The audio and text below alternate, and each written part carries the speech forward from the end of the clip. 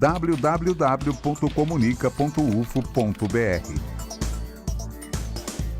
O portal de notícias da Universidade Federal de Uberlândia. Envie uma notícia. Divulgue seu evento. Envie um comunicado.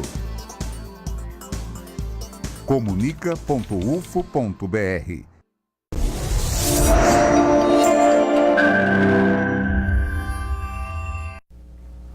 Olá, boa noite. Feminismo no Brasil. O que é e como foi o início desse movimento político e social? O que mudou ao longo dos anos? Qual a importância dele para as mulheres e a sociedade? Quer saber mais sobre o assunto? Então acompanhe agora o Jornal da UFO.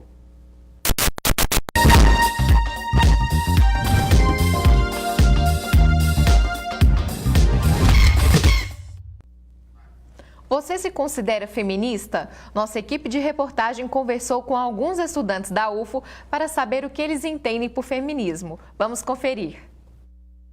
Na minha visão, é uma busca mais igualitária nas condições econômicas e sociais entre homens e mulheres. E você estava falando que talvez homens podem lutar por esses direitos também pelas mulheres, homens podem ser feministas, é isso? Sim, sim. Na minha visão, eu sou feminista porque eu acho que as mulheres realmente devem buscar essa condição de igualdade com os homens. Para mim, feminismo é você ser livre para decidir sobre as suas escolhas em qualquer campo da sua vida e não ser diminuída em qualquer campo da sua vida simplesmente por ser mulher. Você considera feminista? Você está engajada? Sim, eu me considero feminista, mas não estou engajada porque às vezes a gente extrapola muito nas nossas lutas e a gente acaba oprimindo outras pessoas por uma luta que a gente quer seguir e defender. Com certeza me considero feminista.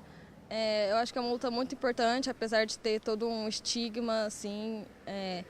A gente tem que lutar porque as desigualdades ainda são muito grandes hoje em dia. Talvez as pessoas falam de direitos e tal, tipo, a gente tem direitos que contam na lei, mas na vida real isso não aparece tanto, sabe? Então, socialmente tem muito pelo que lutar ainda.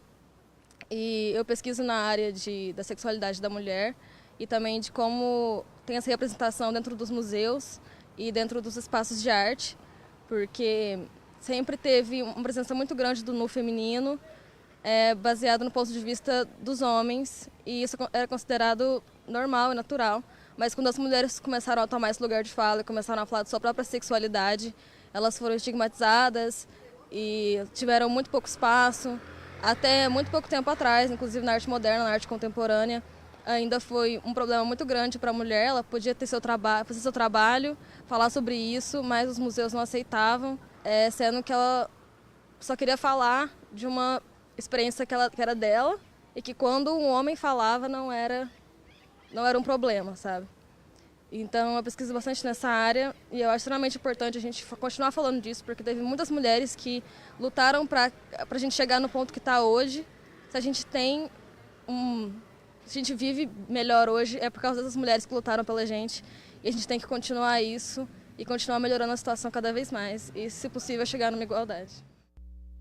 Para falar então sobre feminismo, nós convidamos a professora Georgia Mitrano, do Instituto de Filosofia da UF, e também feminista, não é isso mesmo, professora? Boa noite. Boa noite, obrigada. E aqui ao meu lado também está a Cláudia Guerra, ela é historiadora, doutora em História, presidente da ONG SOS Mulher e Família, aqui de Uberlândia, e também feminista. Boa noite, Cláudia, obrigada pela presença. Boa noite, feminista, com muita honra e muito prazer. E é ótimo estar com duas feministas também à mesa. Tá certo, vamos conversar então sobre esse tema. Primeiro, vamos explicar, Cláudia, o que é esse movimento, porque muito se fala hoje, né, seja na internet ou entre as pessoas, mas historicamente, o que é, como surgiu? Eu acho importante a gente falar de feminismos no plural, porque não existe uma única onda e nem uma única possibilidade de se pensar e de se praticar o feminismo.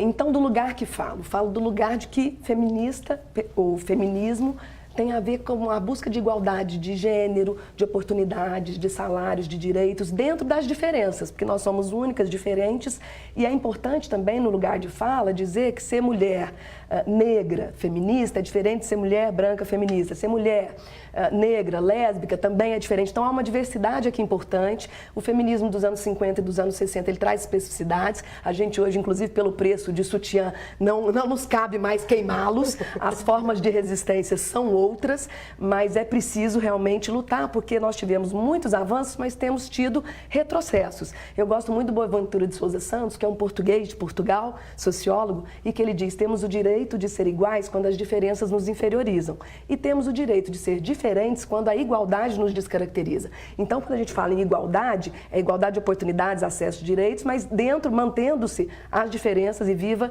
as diferenças. Portanto, ser feminista é diferente de misandria, que seria alguma aversão aos homens, ou de feminismo, hierarquizar. Pelo contrário, a gente quer detonar essa hierarquia entre homens e mulheres para que possam caminhar lado a lado com igualdade. É interessante pensar que, na questão global, o feminismo surgiu com a ideia do sufrágio universal, a busca pelo voto, da mulher ter vez e voz na sociedade. Como que a filosofia interpreta a mulher saindo dessa esfera privada em busca da esfera pública, do seu lugar? Bom, na verdade, começa um pouquinho antes. Na Revolução Francesa, a gente tem Olympe de Gouges, que é uma girondina que, obviamente, é executada pelos jacobinos.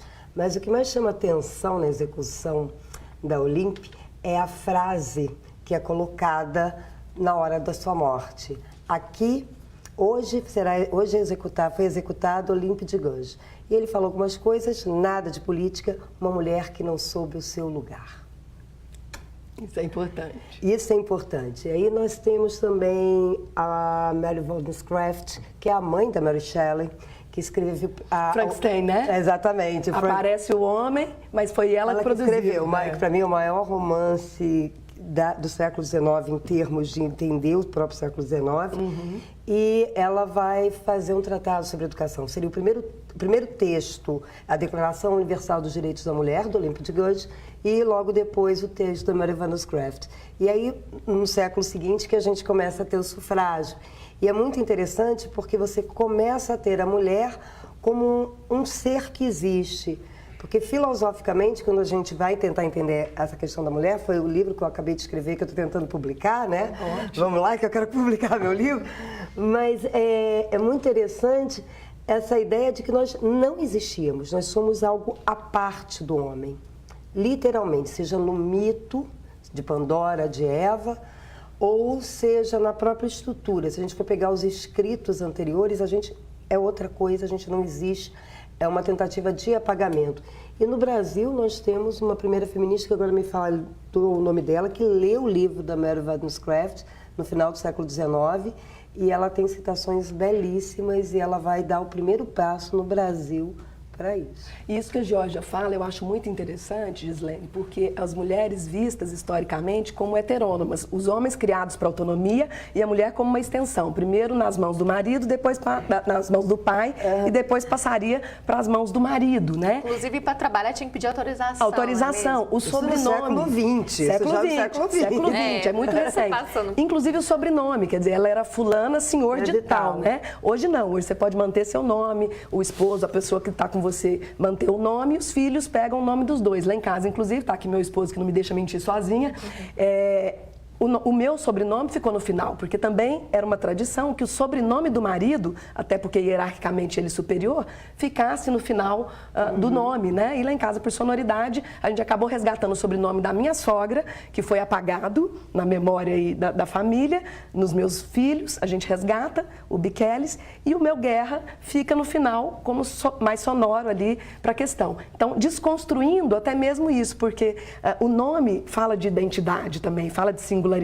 Mas você falou, as mulheres foram para o público. Ora, quais mulheres? As mulheres negras sempre trabalharam. Sim. As mulheres de classe média e branca é que passaram a trabalhar fora, porque a tarefa doméstica, de casa, e às vezes com acúmulo de dupla ou tripla jornada de trabalho, ninguém aqui quer ser Mulher Maravilha, as mulheres têm até hoje de modo ainda generalizado, apesar de algumas mudanças. Interessante você falar isso, esse estereótipo de Mulher Maravilha, que tem que dar conta de tudo, né?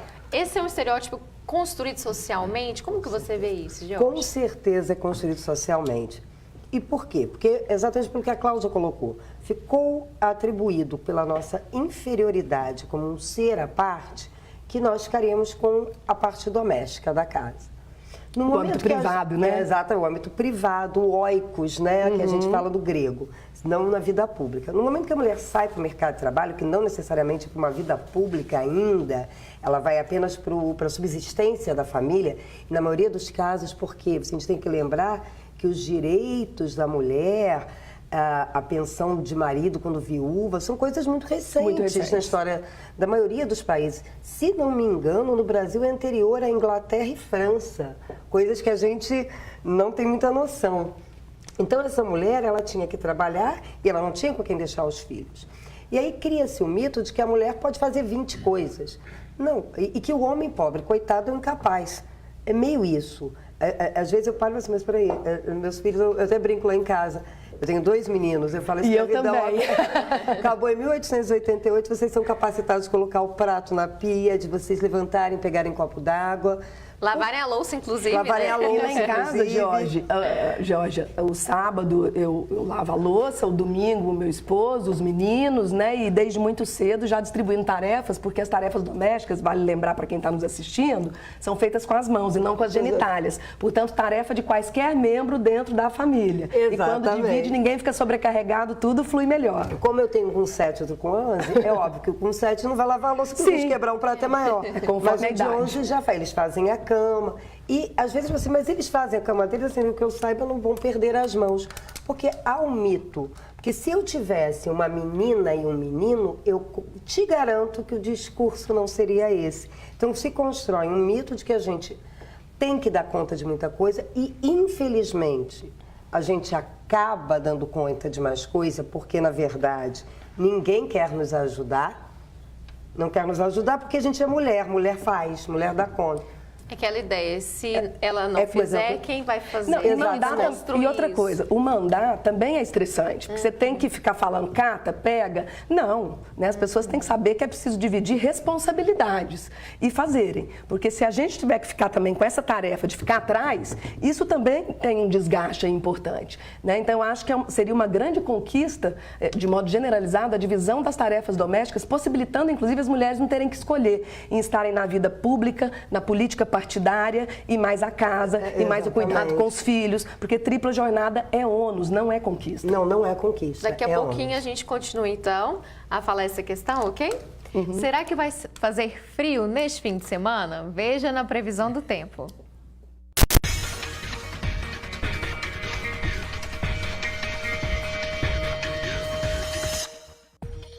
Nesse sábado, o dia fica ensolarado em Uberlândia. A temperatura varia entre 17 e 30 graus. Em Patos de Minas, também há predomínio de sol durante todo o dia. Mínima 17 graus e máxima 30. Céu aberto e dia mais quente em Monte Carmelo. Máxima de 31 graus e mínima de 15. O sol predomina também em Tuiutaba. A mínima fica 18 graus e a máxima 33. Céu bastante claro em Coromandel. A temperatura máxima pode chegar a 29 graus e a mínima a 14. De rainhas do lar a profissionais do mercado de trabalho. De que forma as mulheres conquistaram o espaço público? Depois do intervalo, vamos falar mais sobre o assunto.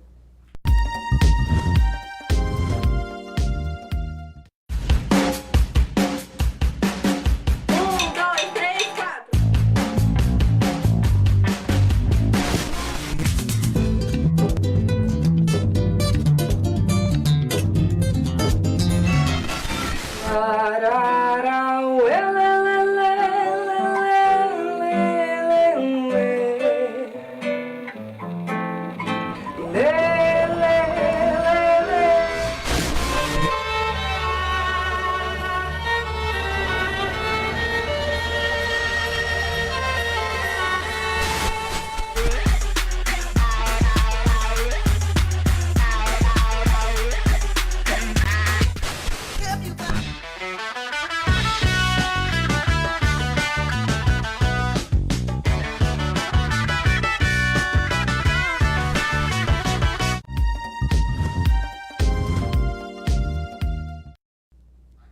Jornal da UFO está de volta. Feminismo na internet. Você já viu hashtags e comentários em defesa dos direitos das mulheres? Nós listamos alguns exemplos que foram destaque na web. Olha só.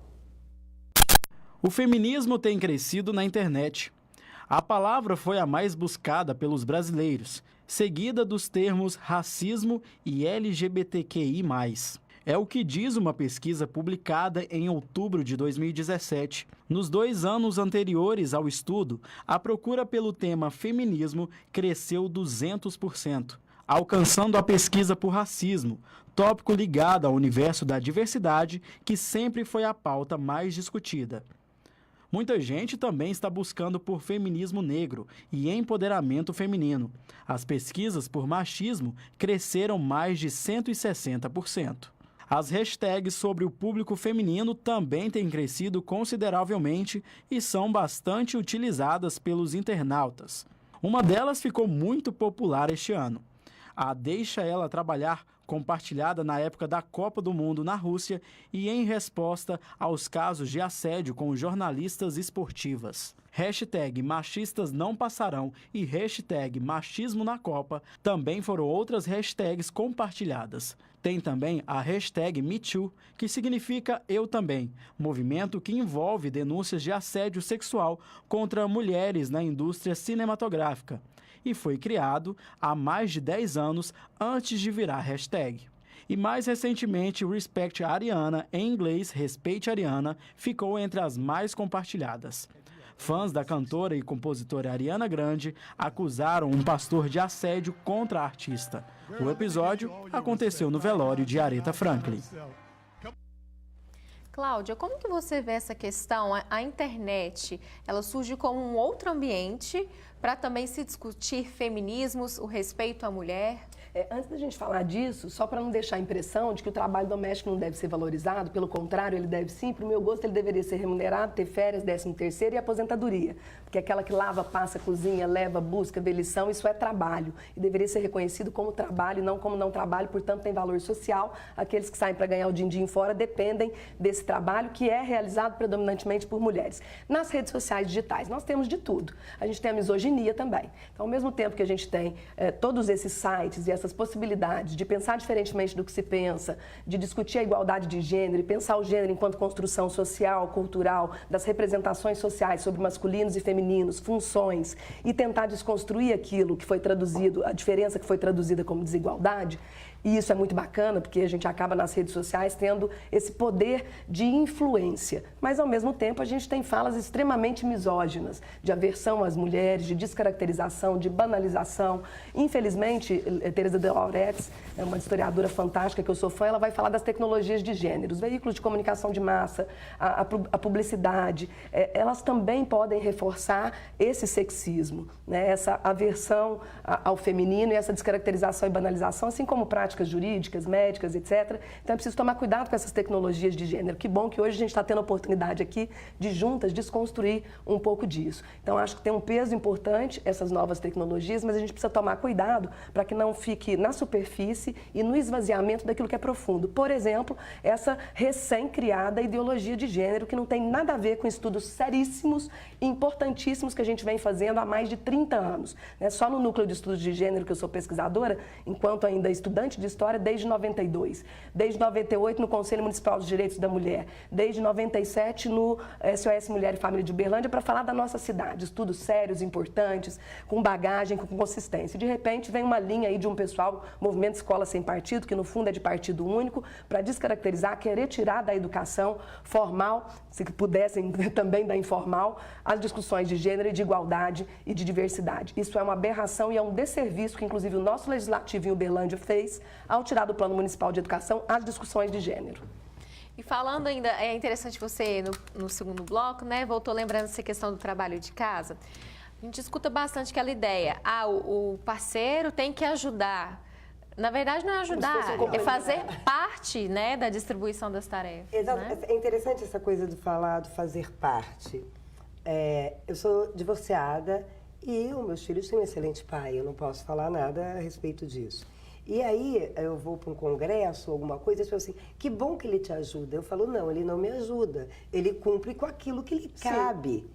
não é uma ajuda. Então, assim, é como se sempre o papel masculino tivesse essa questão. É interessante o que você falou sobre educação, porque se nós pudéssemos mostrar dentro das escolas exatamente esse papel, e as redes sociais, ela tem uma função importante, eu já falei isso aqui outras vezes, ela é um meio, ela não age, ela não pensa, ela não fala, ela não grita. Quem vai escrever, quem vai fazer somos nós. E a cidadania, exatamente. Né? Então, o que acontece? Se nós pudéssemos ter isso, nós teríamos uma violência doméstica menor, nós teríamos uma série de questões menores. A questão é o desserviço que nós temos com relação sobre o que é o feminismo. Como se feminismo fosse femismo. Eu gosto da palavra, o meu menino mais novo aprendeu. Eu não sou femista, eu sou feminista. Exatamente por isso. Vamos explicar a diferença para quem nos assiste. Porque o feminismo, ele quer, como a Cláudia disse, equidade. Nós queremos exatamente que possamos estar em pé de igualdade, salvaguardadas as nossas diferenças biológicas, psíquicas, enquanto sujeitos, mas que nós não sejamos limitadas ou vulneradas concretamente pela nossa condição de mulher. Ninguém é morto por ser homem, mas a gente é morta por ser mulher. As mulheres trans são mortas por serem mulheres trans. O feminino é atacado por ele ser feminino. Então, o feminismo é uma luta para que isso não aconteça. E quando a gente tem o desserviço de confundir essa teoria e tentar impor mentiras sobre isso, é desesperador. Só um parênteses, Georgia. Entendo que, inclusive, além de desserviço, é um projeto político de poder que arrebanha muita gente e dá voto, não sejamos ingênuos.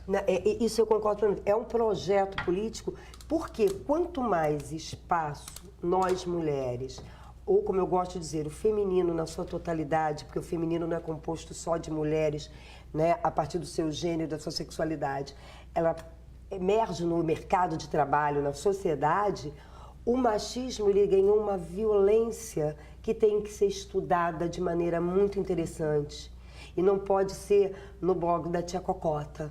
Falando, inclusive, nessa questão da violência, recentemente você defendeu sua tese, né, Cláudia? Sim. Que fez um estudo sobre a violência de gênero contra as mulheres aqui em Uberlândia. Conta pra gente um pouco dos resultados. Isso. Inclusive o título, né, Jogos de Poder, porque nós estamos falando de relações de poder. Então, Jogos de Poder e Metamorfoses. Na palavra metamorfoses tem amor, né, para a gente pensar esse relacionamento afetivo, e aí entendendo as representações sociais de gênero na esfera conjugal, pegando de 97 até 2017, portanto 20 anos de história, entrevistando 57 pessoas, dentre elas a metade que vivenciou violência doméstica, conjugal em especial, e a outra metade profissionais que atendem essas situações. Então entrevistei mulheres, homens como autores de violência, um número menor, e homens excepcionalmente enquanto vítimas de violência, porque a maior parte são realmente as mulheres. O Brasil está em 5º lugar no ranking mundial em feminicídio. Nós temos a lei desde 2015, a Lei Maria da Penha desde 2006. Em Uberlândia sequer foi criado o Juizado Especial Criminal e Civil para operacionalizar a Lei Maria da Penha, que já tem 12 anos. No SOS Mulher e Família, o atendimento é social, psicológico e jurídico gratuitos. Tem estratégia de atendimento individual, casal e grupos reflexivos. A gente tem diferenciais de atender autores de violência, porque é preciso trabalhar com esses homens para que essa violência não se perpetue, além de fazer o trabalho com as mulheres. Ações educativas e preventivas são fundamentais, portanto, passa pela educação formal e informal. Meus 2 meninos brincaram de boneca para também aprender a cuidar, de carrinho para desenvolver coordenação motora, com bola. Enfim, os brinquedos e as brincadeiras não são neutros, eles estão contando de funções e de papéis que se pretende que os sujeitos ocupem. E aí, se a gente entende que lugar de homens e mulheres é em todos os lugares, né, é preciso lutar como uma garota, né, que está na campanha, inclusive, da ONG SOS Mulher e Família. Falando da ONG, vamos reforçar também endereço, telefone, para as pessoas que estão nos assistindo. Um dos diferenciais é que a ONG não exige registro de boletim de ocorrência, o REDS, porque às vezes a pessoa que vive a violência com alguém que você investiu sonhos, projetos, filhos, sexualidade, é muito mais complexo e difícil do que você buscar ajuda com alguém estranho. Então, o SOS Mulher e Família atende independente desse registro, é totalmente sigiloso o atendimento, e a gente tem um site que é o www.sosmulherfamiliauberlandia.org.br 3215-7862. Se a violência existe, ela pode se intensificar, e é uma relação direta entre a desigualdade de gênero e as situações de violência conjugal e doméstica e relacionamentos abusivos, seja violência física, sexual, psicológica, moral ou emocional. Tá certo. Daqui a pouquinho a gente continua. Você é da comunidade acadêmica da UF e tem interesse em aprender inglês? Tem uma ótima oportunidade à vista. A repórter Daniela Malagoli traz os detalhes. Olá, Giz. Pois é, quem vai explicar melhor para a gente sobre essas vagas é o coordenador do programa Idiomas Sem Fronteiras da UF, o professor Dr. Ivan Ribeiro. Professor, como são essas aulas aí ofertadas pelo ISF? Basicamente, as aulas são divididas em alguns módulos de língua acadêmica, né? Então, o foco é principalmente no inglês acadêmico. Então, a gente tem, por exemplo, aulas que lidam com o contexto de sala de aula mesmo, né? Cursos que dão dicas de anotação de palestras, de como você fazer resumos para apresentação de trabalhos, tudo isso em inglês, que é um ambiente que se preza muito, né? Que é a questão do ambiente universitário. Então, o programa Idiomas Sem Fronteiras tem esse foco, palestras e aulas, conferências, redação de resumos, né? E a gente também tem uma modalidade que tem crescido muito, que é o curso iniciante. Esse é um curso que que tem 32 horas, né?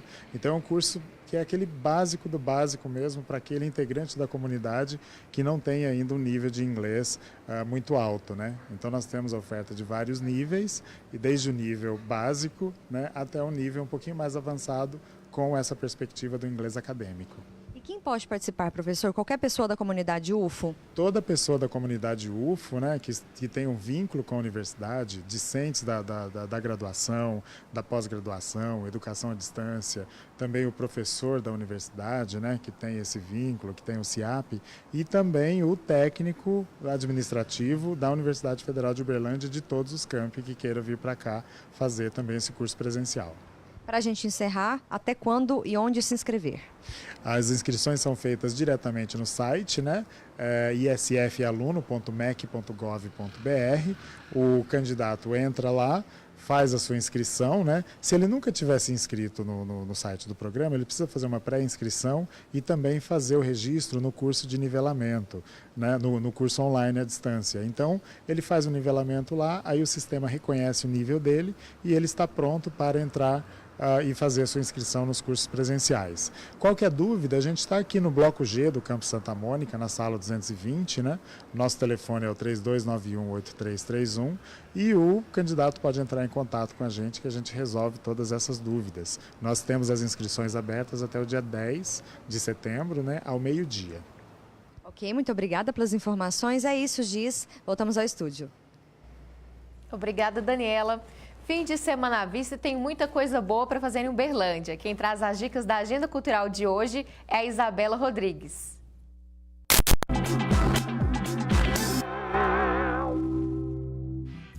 Boa noite para você que acompanha o Jornal da UFO. Hoje é sexta-feira, dia de ficar por dentro do que fazer no final de semana. Olha só as dicas para quem prefere um programa mais caseiro. Qual o livro que você indica pra gente? É o Pai Rico, Pai Pobre, e eles tratam de, tipo, a história de um cara lá. Aí ele tem um pai que é pobre e a mentalidade dele é de pobre, ou seja, ele não consegue economizar, ele não consegue aplicar o seu dinheiro de forma adequada. E ele tem o pai de um amigo dele, que é o pai rico, e ele ensina ele as artes de economizar e aplicar o dinheiro adequadamente. Eu indico a série Sherlock, é uma adaptação do conto original de Sir Arthur Conan e tudo mais.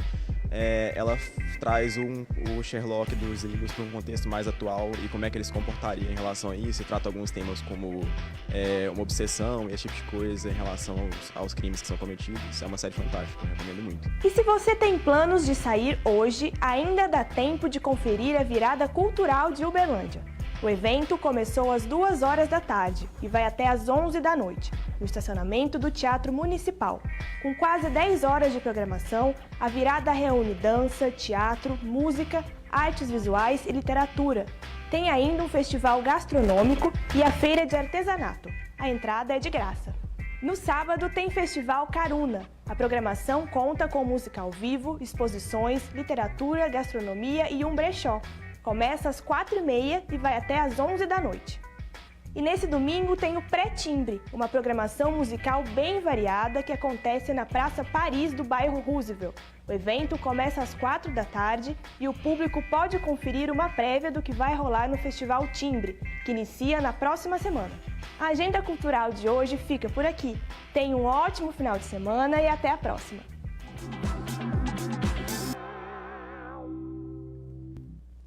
Cláudia, muito obrigada pela sua participação aqui no Jornal da UF. Eu que agradeço, é uma oportunidade e com certeza onde há desigualdade de gênero, todo mundo perde. Então venhamos ser feministas e praticar o feminismo no dia a dia. Obrigada, certo, viu? Nós que agradecemos. E professora Jorge, muito obrigada também, uma boa noite. Eu agradeço demais e dizer que a gente lá na filosofia, apesar de sermos apenas 4 mulheres em 25, 26 homens, nós estamos abertos para trabalhar com isso. Quem quiser falar um pouco sobre feminismo, quem quiser discutir um pouco, nós estamos aqui. Isso é uma luta de todos, é a luta pela equidade, para que a gente possa manter direitos e diferenças sem algo pior, que é o que a gente tem visto por aí recentemente.